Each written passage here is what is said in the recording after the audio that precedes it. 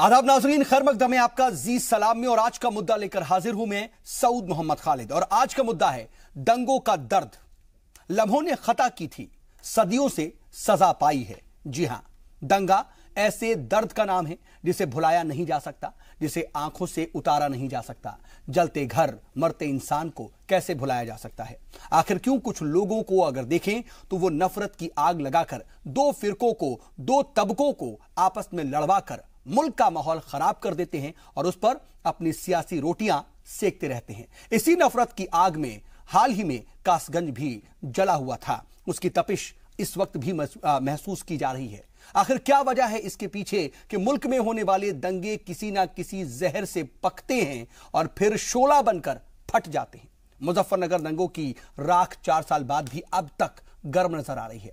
दंगों के इल्जाम में लीडरान पर दर्ज हुए केसों को सरकार वापस लेने की कोशिश कर रही है, लेकिन जो तमाम लोग हैं, चाहे वो हिंदू हो या मुसलमान, लेकिन जो मुतासिरीन हैं, उनके केस या फिर उनके साथ आने वाले वक्त में क्या कुछ ऐसे हालात होंगे? आखिर क्या है इसके पीछे की मंशा? इन्हीं सवालों के साथ शुरू करते हैं आज का मुद्दा।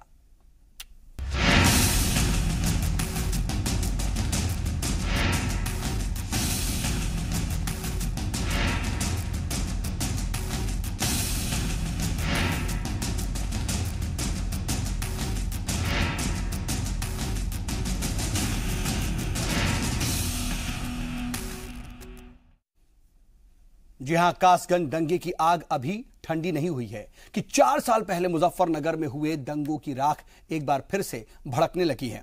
मुजफ्फरनगर दंगे के इल्जाम में बीजेपी लीडरान पर दर्ज केस योगी सरकार वापस लेने की कोशिश में जुटी हुई नजर आ रही है। उसको लेकर के बाकायदा रिपोर्ट मांगी गई है, लेकिन तमाम जो मुतासिरीन हैं वो आज तक परेशान हैं। दोनों फरीकैन अभी भी इसको लेकर के गमज़दा हैं कि आखिर उनकी जिंदगी कब मामूल पर आएगी।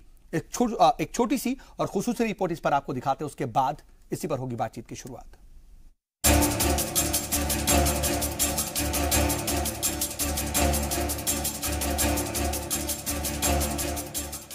मुजफ्फरनगर शहर का दिल कहा जाने वाला शी चौक आज लोगों की चहलकदमी और बाजार से गुलजार है। लेकिन 4 साल पहले जब शहर में दंगे हुए थे तो अक्सर इस बाजार के सन्नाटे की तस्वीर देखकर ही दिल बैठ जाता था। दंगों को हुए 4 साल बीत गए, लेकिन दंगों की तासीर 4 साल बाद भी दंगा मुतासिर इलाकों में महसूस की जा सकती है। भड़काऊ और जहरीली सियासत के आगोश में आकर अपनी जिंदगी को खुशी के साथ गुजारने वाले आम लोग कैसे बरसों बरस तक अदालत के मुकदमों और कानूनी दांवपेच में उलझ कर रह जाते हैं, और इससे उनकी खुशहाल जिंदगी कैसे तबाही के ऐसे मुहाने पर पहुंच जाती है जिसके बाद रोशनी नजर नहीं आती। आज मुजफ्फरनगर के हिंदू मुस्लिम समुदाय से बेहतर शायद कोई नहीं जान सकता। फिर में जाए पुलिस ले जाकर वहाँ जेल में लेगी, जेल में ले जाकर मैं रहा 10 महीने 3 दिन जेल में, और बहुत मोटा नुकसान हुआ। और वहाँ सबको होर को भी समझा, भाई कोई गलत काम ना करियो ऐसा, ठीक है हम तो फंस रहे। हाँ, हमारे भाई कोई और ऐसा गलत काम ना करे। बस जिंदगी तो बनो दिक्कत ही, बस इतना बढ़िया तो मर जाना ठीक है जेल में जा आदमी। मुजफ्फरनगर फिर से इसलिए सुर्खियों में है क्योंकि मीडिया में कई दिनों तक ये खबर आती रही कि राज्य सरकार बीजेपी नेताओं से उन मुकदमों को वापस लेने के लिए कानूनी राय ले रही है जो मुकदमे दंगों के दौरान दर्ज किए गए थे। क्या सचमुच ऐसा है? और अगर हाँ, तो फिर क्या आम लोगों के साथ बड़ा छल नहीं हुआ? क्योंकि मुजफ्फरनगर दंगा मामले में लोगों पर करीब 1500 मुकदमे दर्ज है और बड़ी तादाद में लोग ऐसे हैं जो सालों तक जेल में रहे और उसके बाद अब हाई कोर्ट और सुप्रीम कोर्ट से मिली जमानत पर हैं। इसी खबर की तफ्तीश करने के लिए हम मुजफ्फरनगर पहुंचे तो सामने आया कि हुकूमत के जरिए लिखे गए लेटर में कुल 9 मुकदमों के ताल्लुक से जानकारी मांगी गई है। इनमें 4 मुकदमे फुगाना थाना क्षेत्र के हैं, एक मुकदमा शाहपुर थाने से ताल्लुक रखता है, ये कुटबा गाँव का है। कुटबा वही गांव है जहां अकलियती तबके के खिलाफ सबसे पहले तशद्दुद हुआ था। इसमें 8 लोगों का कत्ल किया गया था। जिन मामलों पर गौर व फिक्र किया जा रहा है उनमें एमपी संजीव बालियान भी एक मामले में मुलजिम है। हमने मुजफ्फरनगर के एमपी संजीव बालियान से इस बारे में बात की। संजीव बालियान ने इस बात को माना कि उन्होंने और बुढ़ाना के विधायक उमेश मलिक ने चिट्ठी लिखी थी जिसमें शासन ने प्रशासन से आख्या मांगी है। लेकिन उन्होंने अपनी बात में इसे भी जोड़ा कि केस सिर्फ वही वापस हो सकते हैं जो पुलिस के जरिए दर्ज किए गए, और चिट्ठी में सिर्फ बीजेपी नेताओं के नाम नहीं बल्कि आम लोगों के भी नाम हैं। जो पत्र लिखा गया था उसमें 9 मुकदमों का जिक्र है। वे मुकदमे वो मुकदमे हैं जो मुजफ्फरनगर दंगा हुआ, दंगे में मुकदमे दर्ज हुए। दंगों के बाद जब पुलिस गिरफ्तारी करने के लिए जाती थी तो लोग विरोध करते थे।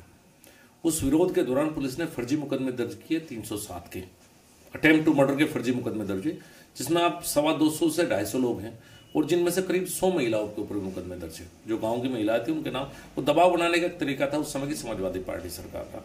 मैंने भी शासन से अनुरोध किया था और उमेश मलिक जी ने भी अनुरोध किया है कि वे मुकदमे जो पुलिस द्वारा मुजफ्फरनगर दंगों के बाद दर्ज हुए हैं, मात्र पुलिस द्वारा, उन मुकदमों को वापस लिया जाए। आख्या एक स्टेटस रिपोर्ट होती है। इसमें अपराध की धाराएं, अदालत का नाम और मौजूदा हालात की जानकारी मांगी जाती है।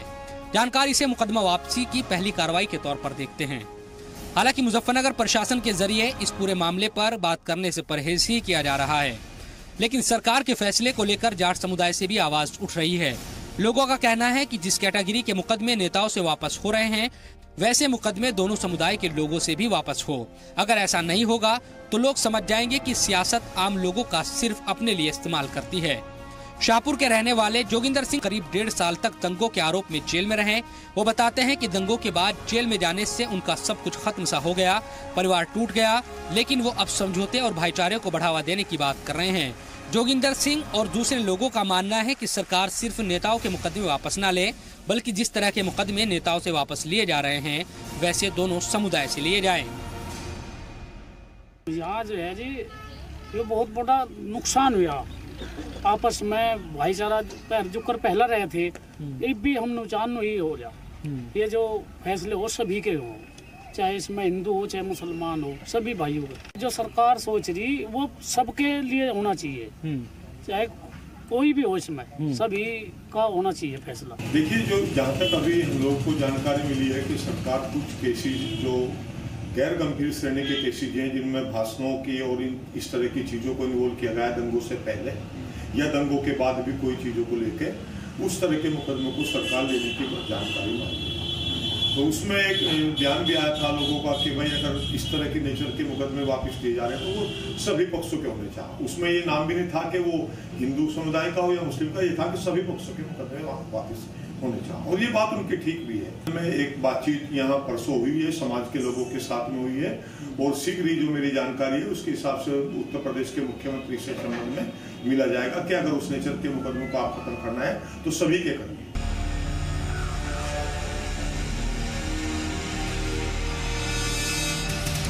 दंगों के मुकदमों के कानूनी दांवपेच से उलझी जिंदगी से मुजफ्फरनगर में हजारों परिवार आज भी मुश्किल हालात में जीने को मजबूर हो रहे हैं। मुजफ्फरनगर का दंगा और उसके बाद के हालात सारे देश को ये समझाने के लिए काफी होंगे कि दंगों के दौरान पल भर के आगोश और सियासी नफरत का खेल तो 2-4 दिनों तक चलता है, लेकिन बरसों बरस तक इसकी मुश्किलें पीछा नहीं छोड़ती।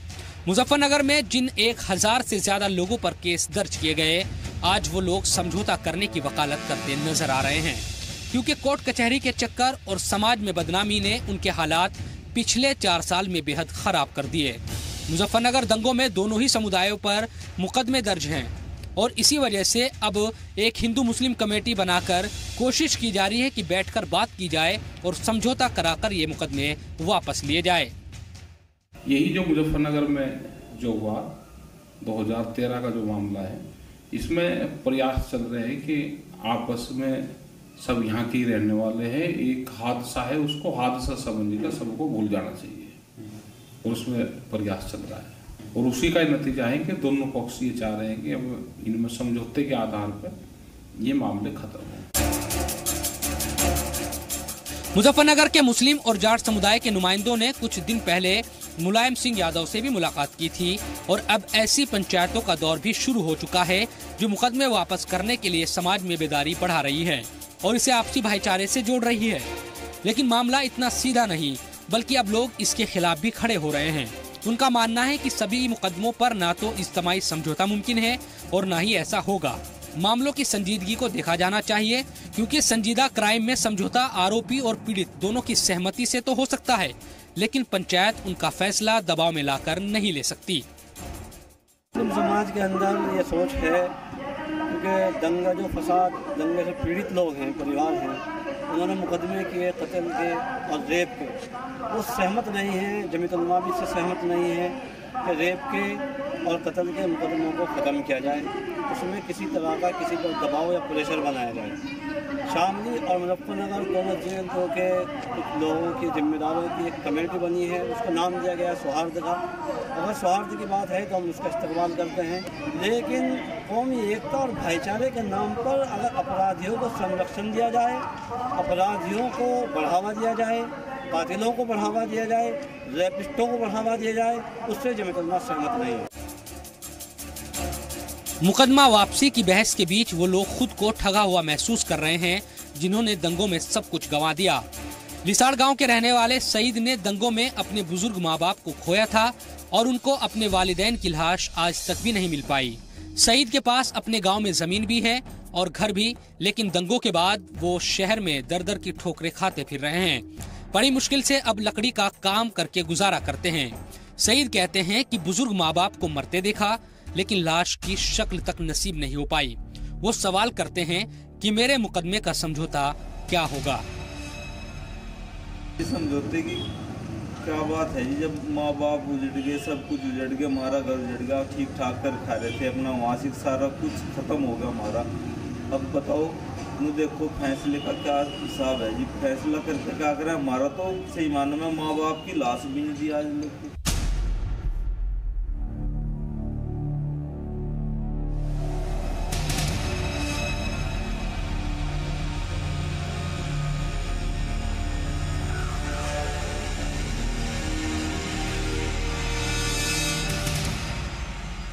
कभी मुजफ्फरनगर तो कभी कासगंज, कभी कोई और शहर। दंगा जब भी होगा, सियासत अपने पर जरूर फैलाएगी। पल भर का आक्रोश होगा, जान माल का भी नुकसान होगा, लेकिन सोचिएगा जरूर वो नुकसान नेताओं का नहीं होगा बल्कि आम लोगों का ही होगा। इसलिए मुजफ्फरनगर से सबक लीजिए, जहां दोनों समुदायों के लोग आज भी परेशान हैं और सियासत को जो फायदा लेना था वो उससे ले चुकी। मुकदमे वापस होंगे या नहीं, दोनों समुदायों के बीच में आपसी समझौता होगा या नहीं, ये सब कहना अभी मुश्किल है। लेकिन जो सामने है वो यही कि दंगा किसी मसले का हल नहीं। और एक सवाल ये भी कि क्या गंभीर अपराध के मुकदमे वापस लिए जाने चाहिए या फिर कानून को अपना काम करने दिया जाए।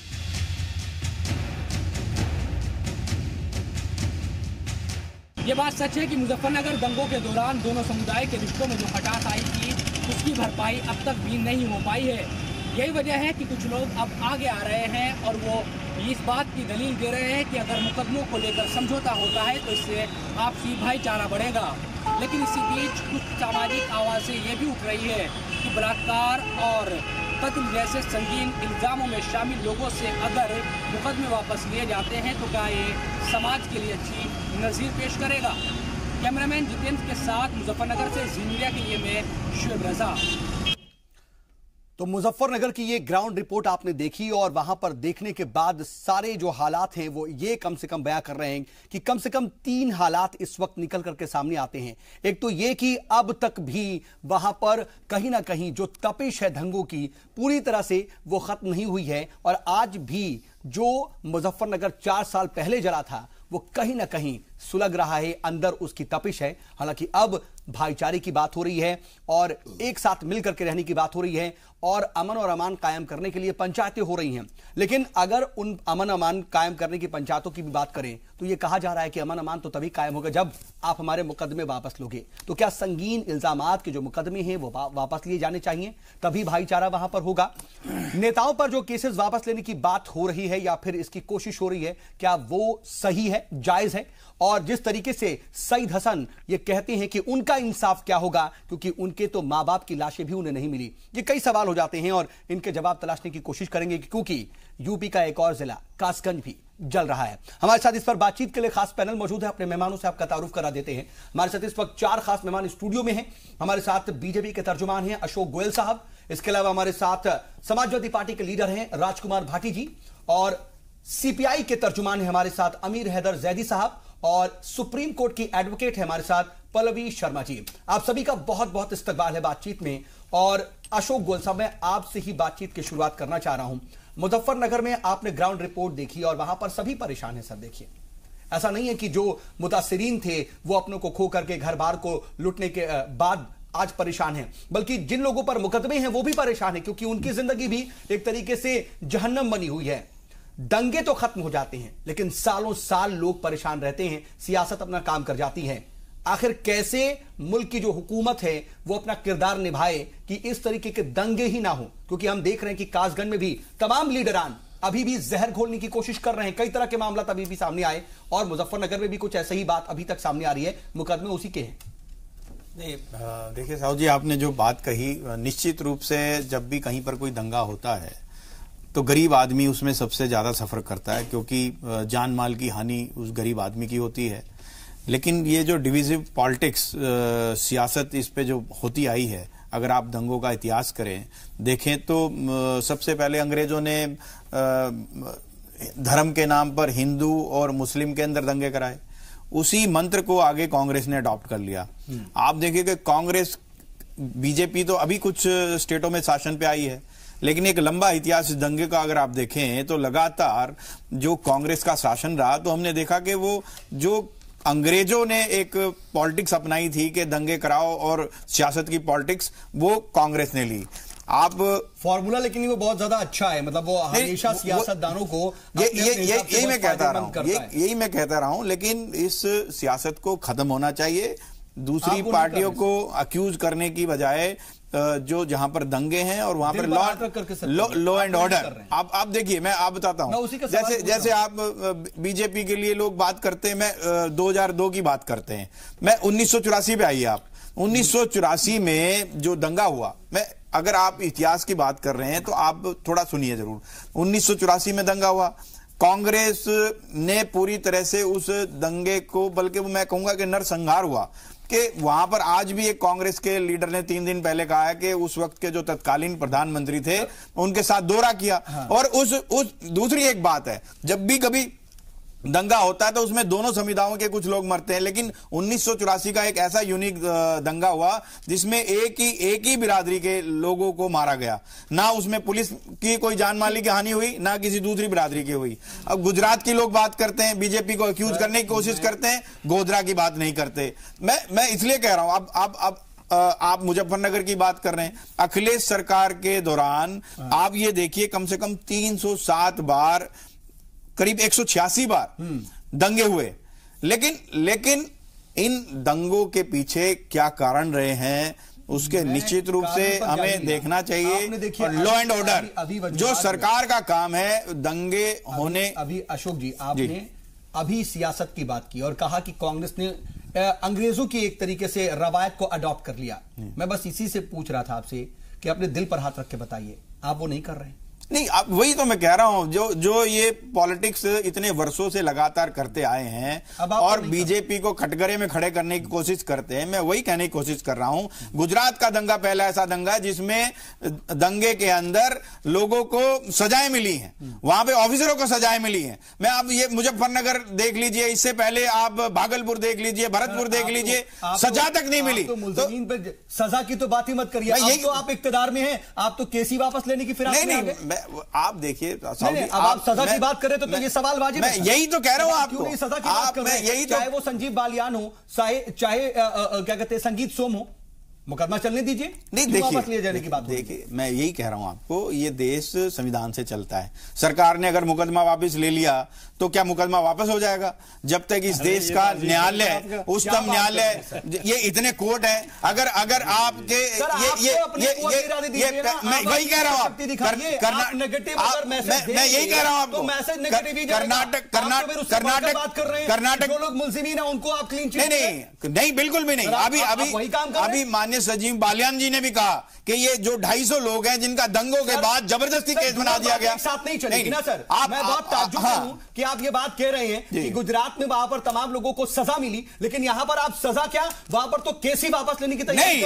आप देखिए कर्नाटक के बारे में आप नहीं बात कर रहे, जब सिद्धारमैया जी नहीं कर रहे ना, आप कर्नाटक की बात ही नहीं कर रहे, जब सिद्धारमैया वहां पर कह रहे हैं कि हम माइनॉरिटीज के खिलाफ मुकदमे वापस लेंगे। गोयल साहब बहुत छोटी सी बात है, you can't carpet the earth but you can wear a footwear. आप एक नजर कीजिए ना, चाल चरित चेहरे की बात आप करते हैं ना, पार्टी विद द डिफरेंस की बात आप करते हैं ना, तो आप कम से कम नजर, वही तो कह रहे हैं आप। अगर समाजवादी पार्टी ने एक वेदांता के तहत लोगों पर जबरदस्ती मुकदमे बनाए तो उसको रिव्यू करना चाहिए कि नहीं करना चाहिए? करना चाहिए कि नहीं करना चाहिए? मैं ये कह रहा हूं, करना चाहिए कि नहीं करना चाहिए? अगर सरकार कुछ गलत करेगी तो यहां पर कोर्ट है, न्यायालय है, ऐसे सरकार के मुकदमे लेने से क्या वो वापस हो जाएंगे? इस देश के अंदर एक न्याय की व्यवस्था है, अच्छी बात है, न्याय की व्यवस्था है, वो करेगी कि आज इस मुल्क में कोर्ट अपना काम कर रही, नहीं तो पता नहीं सर क्या से क्या हो जाता है, डेमोक्रेटिक सिस्टम। मैं यही तो कह रहा हूं आपको, अगर सरकार ने कोई ऐसा निर्णय ले लिया तो कोर्ट है, ऐसे कोई निर्णय लेने से कोई मुकदमे वापस थोड़ा ना हो जाएंगे अगर वो गलत होंगे तो। लेकिन अगर इरादे दिखाइए, आप अपनी इच्छा शक्ति दिखाइए कि आप एक अच्छा मैसेज, आप एक अच्छा स्टैंडर्ड सेट करेंगे। वही तो कहा है उत्तर प्रदेश सरकार ने कि जिन लोगों पर जबरदस्ती मुकदमे किए गए उसको रिव्यू किया करने के लिए बात कही है। आप उस रिव्यू करने के सर 1500 मुकदमे दर्ज हैं, 1500 मुकदमों को क्यों नहीं रिव्यू किया जा रहा था? नहीं, वही मैं कह रहा हूं, जो 1500 को नहीं किया जा रहा, जो दंगों के बाद जबरदस्ती दबाव बनाने के लिए उसके कई दिनों के बाद जहां पर वो जो मुकदमे दर्ज किए गए, जो कि पुलिस वहां पर क्योंकि समाजवादी सरकार के दबाव में काम कर रही थी, उन केसेस के रिव्यू की बात योगी सरकार जी ने की है। रिपोर्ट जो दिखाया था हमने दंगों के दर्द की बात की थी, सियासत से परे बात करना चाह रहे थे, डिफेंडिंग नहीं चाह रहे थे कि आप अपनी बातों की डिफेंड कीजिए, बल्कि हम ये चाह रहे थे कि दंगे ना हो और सभी पार्टियां मुल्क में एक साथ कैसे अच्छी बात कर सकते हैं, एक नजीर सेट कर सकते हैं, हम उसकी बात करना चाहते हैं। लेकिन सर अफसोस शुरुआत ही सियासत से हो गई है। बहरहाल हम आगे बढ़ेंगे और कुछ और मेहमानों के पास जाएंगे। राजकुमार भाटी जी, मुजफ्फरनगर जो दंगे हुए आप ही इक्तदार में थे, आपकी फेल्योरिटी थी, लेकिन अब आप जो है यूपी गवर्नमेंट कोई कदम उठा रही है, आप उसे क्वेश्चन कर रहे हैं। देखिए, हम यूपी सरकार के कदम पर कोई क्वेश्चन नहीं कर रहे हैं। हमने तो कहा है कि जिसने भी हत्या की है कासगंज में उसको गिरफ्तार किया जाए, सख्त से सख्त सजा दी जाए। मैं सिर्फ कासगंज की बात नहीं कर रहा हूं, जो मुकदमे वापस लेने की बात मुजफ्फरनगर में हो रही, सर मैं उसको भी साथ में जोड़ रहा हूं। देखिए, मुजफ्फरनगर दंगा हो या कोई और दंगे हो, गुजरात के दंगे हो या देश में 47 के बाद जितने भी दंगे हुए हैं, इन सब दंगों में कहीं ना कहीं आरएसएस की भूमिका जरूर मिलती है। और आरएसएस और बीजेपी कह रहे हैं कि कांग्रेस ने पूरी वो रवायत अडॉप्ट की और कांग्रेस ये करवा रही है। मैं अपनी बात नहीं कह रहा, इस पर बहुत से आयोग बने हैं। गोयल साहब सुन लीजिए, गोयल साहब सुन लीजिए, गोयल साहब सुन लीजिए, सियासत करना चाहते हैं गोयल साहब सुन लीजिए, गोयल साहब, यही सबसे बड़ी समस्या है। जब इस देश के अंदर आरएसएस और बीजेपी नहीं थी तब इस देश में दंगे हुए, कौन करवाता था वो दंगे? गोयल साहब सुन लीजिए, जिन राज्यों में बीजेपी की सरकार नहीं रही वहां पर जो दंगे हुए कौन करवाता था वो दंगे? अच्छा क्वेश्चन आ गया। दंगे कराने के लिए सरकार में रहने की क्या जरूरत है? आपके पास तो बहुत से मुद्दे हैं। देखिए, ये दोनों वर्गों के बीच आपसी विश्वास की कमी, अफवाह और झूठे अफवाहें फैलाई जाती हैं, झूठी बातें फैलाई जाती हैं, उनसे दंगे, गलतफहमी से दंगे होते हैं ज्यादातर। और ये काम करने का काम, देखिए मैं फिर जिम्मेदारी करती है क्या? सभी तो करते हैं शायद। नहीं, सब नहीं करते। अच्छा, सब नहीं करते। आप बिल्कुल हम अपनी जिम्मेदारी लेते हैं। इनकी सरकार के दौरान आप ही बोलते रहेंगे क्या? नॉन स्टॉप 118 आप किसी दूसरे को बात कहने दीजिए। आप भाषण करने थोड़ी आए हैं, डिबेट में 5 साल का रिपोर्ट कार्ड डिबेट में आए को भाषण करना है। आप यहाँ पर जो आप ये बताने की कोशिश कर रहे हैं, ये तो सीधे के सीधे जो बात कर रहे हैं 118 दंगे इनके अखिलेश यादव की सरकार के दौरान। सर मैं आपसे भी क्रॉस क्वेश्चन कर रहा था, लेकिन आप ही को जवाब देने का मौका मिल रहा था, कोई बीच में इंटरप्ट नहीं कर रहा था। तो मैं अगर उनसे क्रॉस क्वेश्चन कर रहा हूं तो जवाब उन्हीं का है, ये ज्यादा बेहतर। देखिए, मैं किसी वर्ग का पक्ष लेना नहीं चाहता। कुछ लोग मुस्लिम पक्ष में भी हैं जो कट्टरवाद फैलाते हैं, अविश्वास फैलाते हैं और जो अफवाहें फैलाते हैं, लेकिन वो मुट्ठी भर लोग हैं। दिक्कत हिंदू पसंद ही है सर। दुर्भाग्य की बात यह है, दुखद बात यह है कि हिंदू पक्ष में यही काम करने वाले लोग आज बहुतायत में है और कई जगह सत्ता में बैठे हैं। सत्ता में होते हुए भी इनके अंदर इन्हें जिम्मेदारी का एहसास अभी नहीं है। ये अभी भी सत्ता में बैठ के भी अफवाहें फैला रहे हैं। चाहे मुजफ्फरनगर दंगा रहा हो, मुजफ्फरनगर दंगे की भूमिका बहुत दिन से बन रही थी। इनके लोग जा जाके वहां वीएचपी के लोग, आरएसएस के लोग, बजरंग दल के लोग गांव-गांव में मीटिंगें कर रहे थे, कस्बों में मीटिंगें कर रहे थे और एक अफवाह फैलाई जा रही थी कि मुसलमान लड़के हमारी लड़कियों को छेड़ते हैं और एक लव जिहाद चल रहा है। मुसलमान लड़के हिंदू लड़कियों को बहुत ज्यादा नहीं जाते ना, बहका के ले जाते हैं, उनसे शादियां करते हैं। मुझे सिर्फ एक बात कहना चाह रहा हूँ, और यही काम कासगंज में किया गया कि ये लोग कवाल में जो हत्या हुई थी 2 लड़कों की करते हैं, कवाल में जो हत्या हुई थी, ये अगर इस तरह बोलते रहेंगे तो डिबेट कैसे चलेगी? आप ये कंट्रोल तो कीजिए। ये सिर्फ एक समाज को लेकर राजनीति करते हैं। ये नॉन स्टॉप बोलते रहेंगे तो डिबेट कैसे? ये सिर्फ 18% की बात करते हैं। 130 - 18 करोड़ आप उसकी करते हैं। ये हम पूरे हिंदुस्तान की बात हम सबकी बात कर रहे हैं, हम दोनों पक्षों की कमियां बता रहे हैं। मैं आ रहा हूं सर। कवाल में जो एक लड़के की, राजकुमार सर, आपकी शाहनवाज नाम के लड़के की हत्या करके सचिन और सौरभ भाग रहे थे। सर टोटलिटी में आपका जवाब चाह रहा था मैं। टोटलिटी में बात नहीं करेंगे। ये उसमें एक वीडियो डाली गई, अफगानिस्तान की वीडियो डाली गई, क्या कसूर था? अफवाह फैलाई गई, भारत माता की जय कह रहा था, ये उसका कसूर था। वो वंदे मातरम कह रहा था, ये उसका कसूर था। अशोक जी, सर ये ठीक नहीं ना सर। अगर देखिए आप तो आपको भी बुरा लगेगा सर। वो सब लोग बोल नहीं आए, बात करने आए, अपनी अपनी बात रखने का मौका सबको मिलना चाहिए। लेकिन अफसोस की मुझे टोटलिटी में बात यह है सऊद जी, मैं एक वाक्य में अपनी बात खत्म करता हूं। जिस तरह मुकदमे दर्ज किए जाते हैं उन लोगों के खिलाफ जो दंगों में शामिल होते हैं, जो हिंसा फैलाते हैं, उसी तरह उतनी सख्त कार्रवाई उन पर भी की जानी चाहिए जो गैर जिम्मेदाराना बयान देते हैं, भाषण देते हैं और अफवाह फैलाते हैं। और उसमें बीजेपी के 90% नेता लग जाएंगे असल में अगर कार्रवाई की जाएगी। जिम्मेदार होते हैं उन दंगों के। चलिए हम एक ब्रेक पर जाना पड़ रहा है, मैं ब्रेक से लौटता हूं और फिर जैदी साहब और पल भी आपके पास आता हूं। छोटा सा ब्रेक, फौरन लौटता हूं।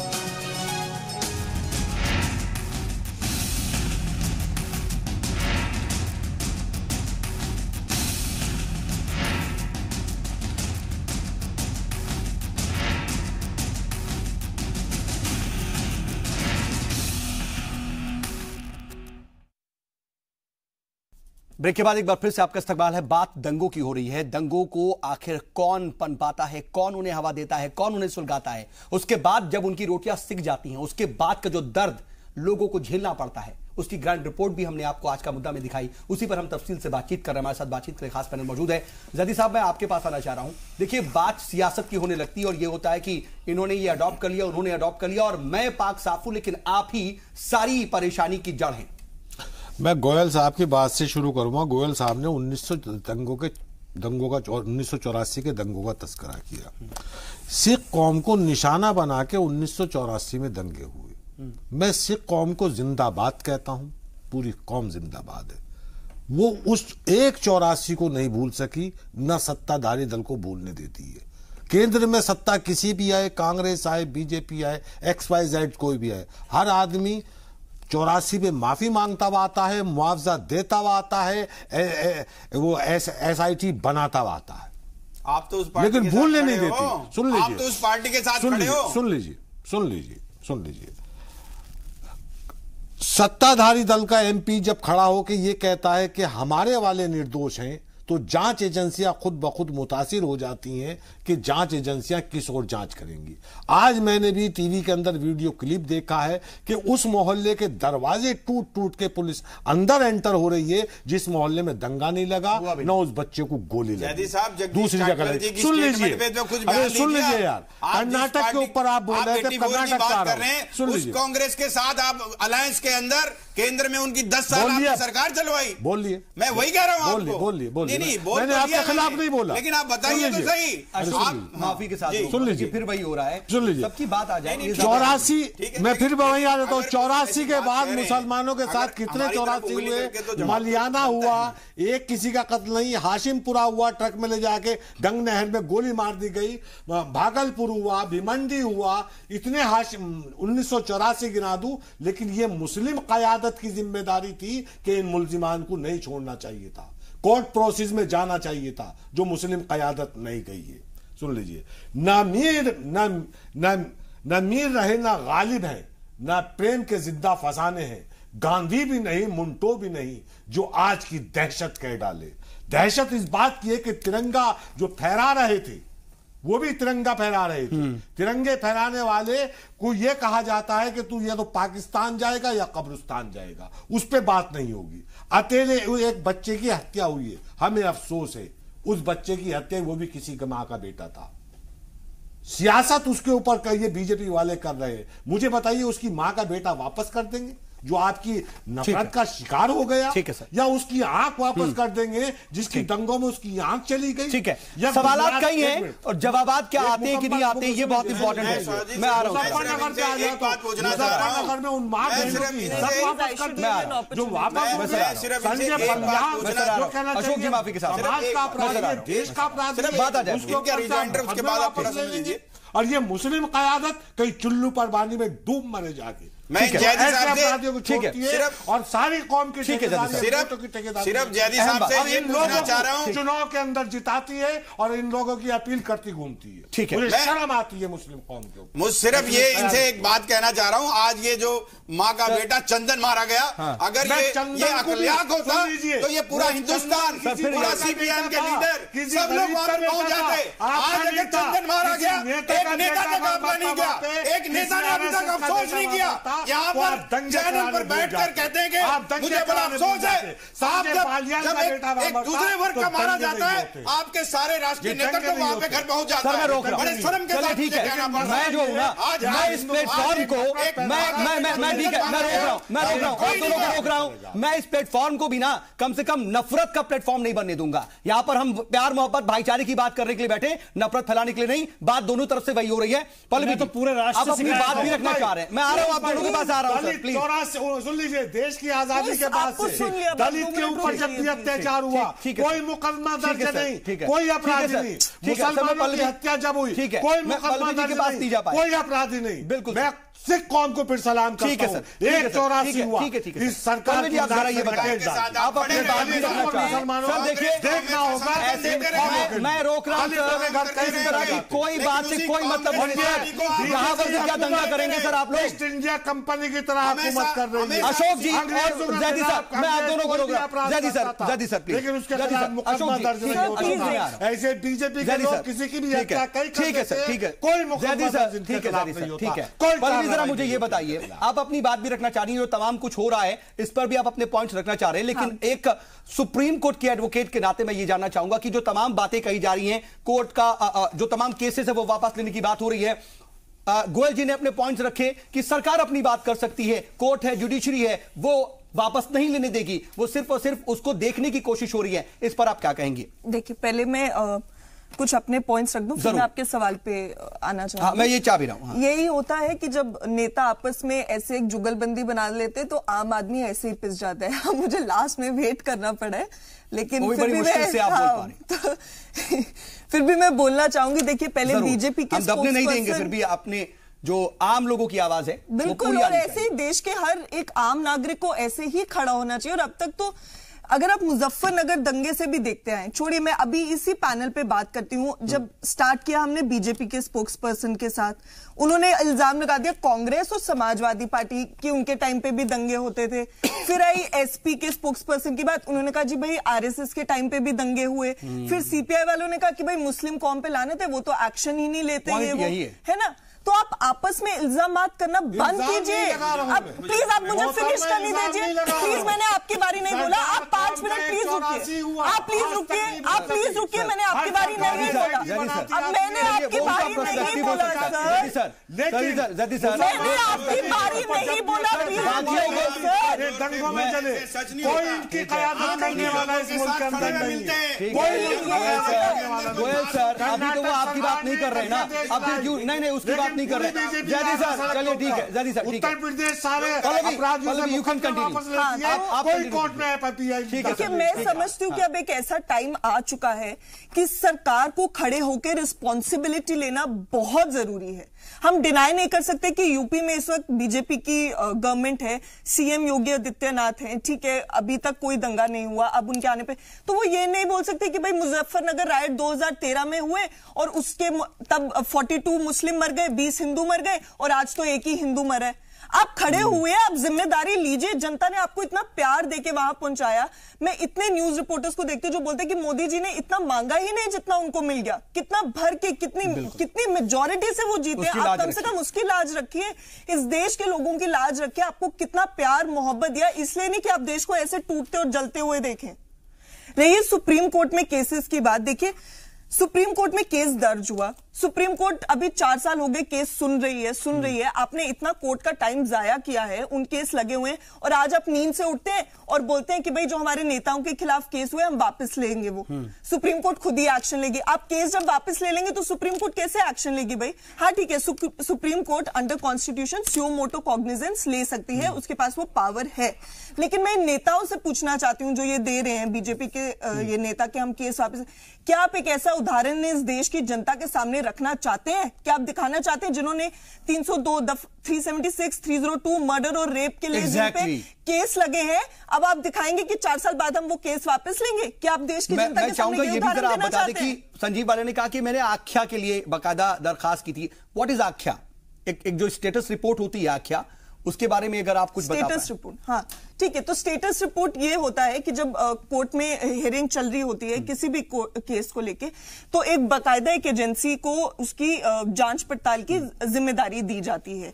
उसके तहत उसको कहा जाता है कि टाइम टू टाइम वो कोर्ट में अपनी स्टेटस रिपोर्ट दर्ज करे कि उसकी इन्वेस्टिगेशन जो है वो कहां तक पहुंची है, उसका स्टेटस क्या है, उसको स्टेटस रिपोर्ट कहा जाता है। देखिए कोर्ट की जो इन्वेस्टिगेशन होती है कानूनी तौर पे अंडर सीआरपीसी का प्रोविजन है, जो गवर्नमेंट कर रही है उसको आप किस तरह से देखती? बहुत शॉर्ट में मैं चाहूंगा। नहीं ये बिल्कुल, देखिए आप सुप्रीम कोर्ट के आपने 4 साल हियरिंग में लगा दिए और अब आप बोलते हैं कि नहीं सुप्रीम कोर्ट कोई मजाक में। ये देखिए कर्नाटक के बारे में नहीं, हम नहीं कहेंगे, अभी दंगा हुआ है उसके बारे में बात। रिप्लाई ले रहा हूं सर, लेकिन मुझे एक छोटे से ब्रेक पर जाना है। ब्रेक से लौटते उसके बाद आपके पास रिप्लाई के लिए आएंगे। छोटा सा वक्फा, जल्द होते हैं सर।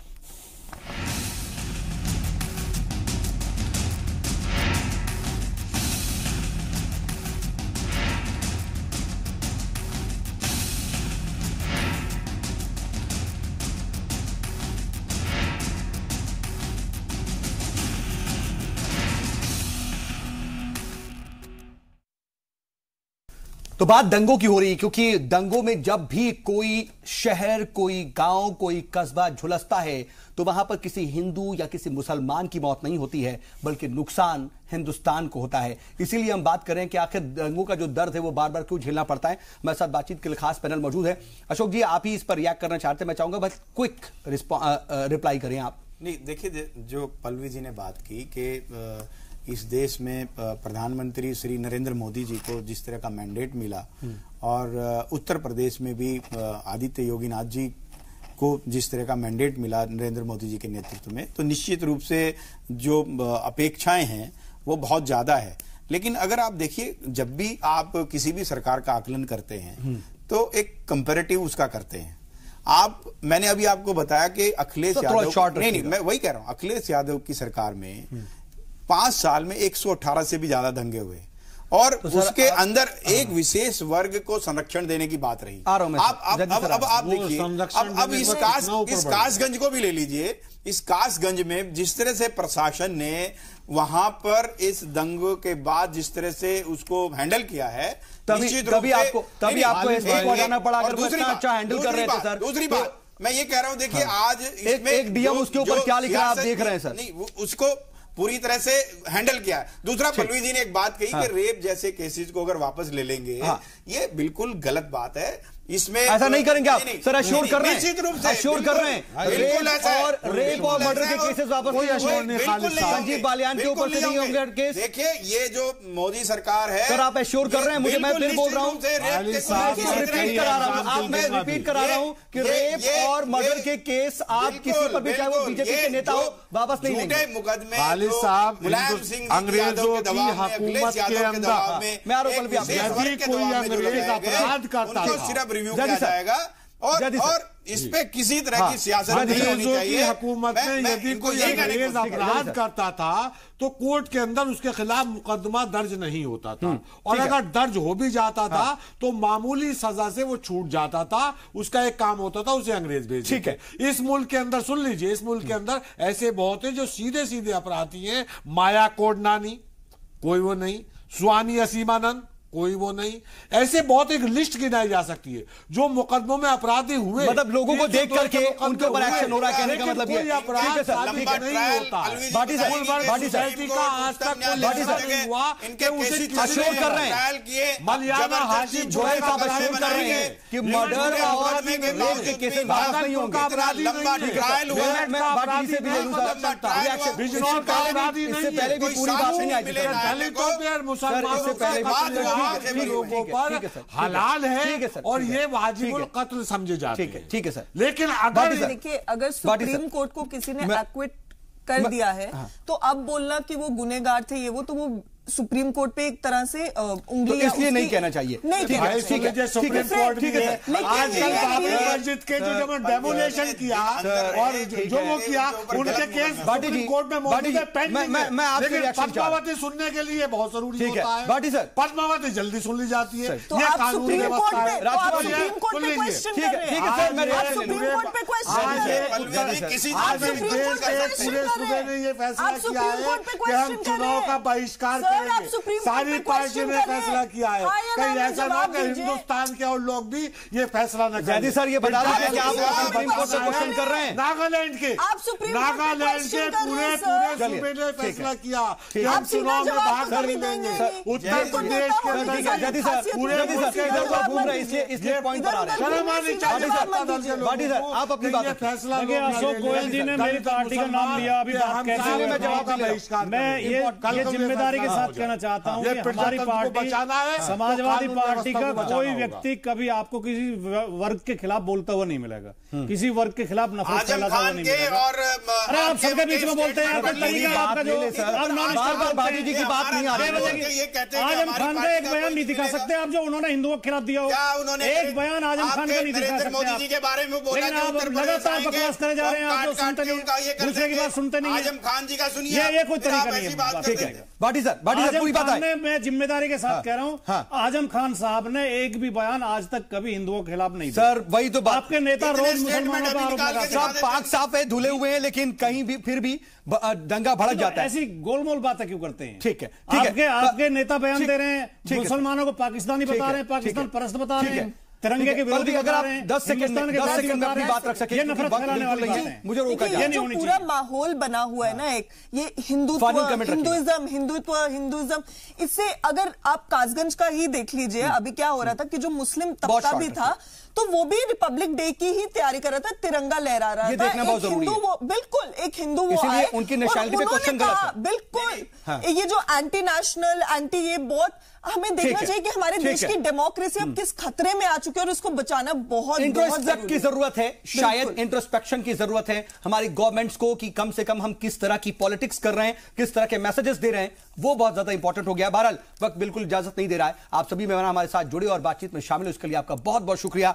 देखना होगा कि हमारी जो मुल्क की जो सियासतदान हैं, जो गवर्नमेंट्स हैं, वो कितना अपने आप को इंट्रोस्पेक्ट कर पाती, क्योंकि मुल्क की जो बागडोर है ना, उन्हीं के हाथ में है। लेकिन इतना हमको समझना पड़ेगा कि नफरत में आग में जलता है हिंदुस्तान, हर तरफ धुआं है और हर तरीके से जमीन जो है जली हुई है, लेकिन दंगों में अगर नुकसान होता है तो सिर्फ और सिर्फ हिंदुस्तान का होता है। आज का मुद्दा में बस इतना ही।